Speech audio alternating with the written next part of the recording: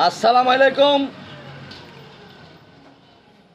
শহীদ জিয়া এবং খালেদা জিয়া অমর হোক এবং তারেক ভাই সুস্থতা কামনা করছি।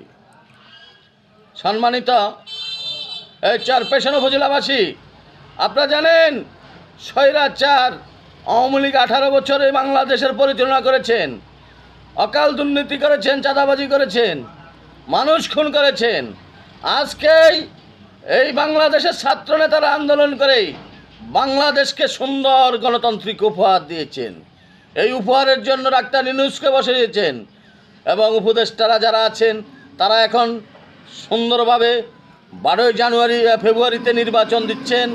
এই নির্বাচনে আপনারা সবাই ঐক্যবদ্ধ হয়ে এসে শহীদ রাষ্ট্রপতি জিয়াউর রহমানের ধানের শীষে সিল মারবেন এবং আমাদের শহীদ জিয়ার দল আজকে নমিনি পাঠিয়েছেন, নয়ন ভাইকে চরপেশন উপজেলায় দিয়েছেন এবং ভালো মানুষ সারা বাংলাদেশের সেই যুবদলের সাধারণ সম্পাদক।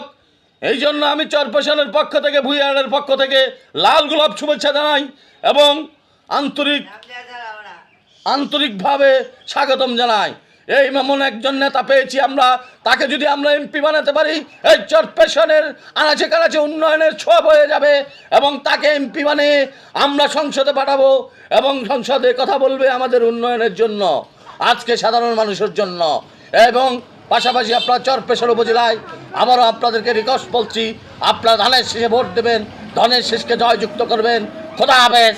অমর প্রবাসী জিন্দাবাদ। আলাউদ্দিন ভূঁইয়া।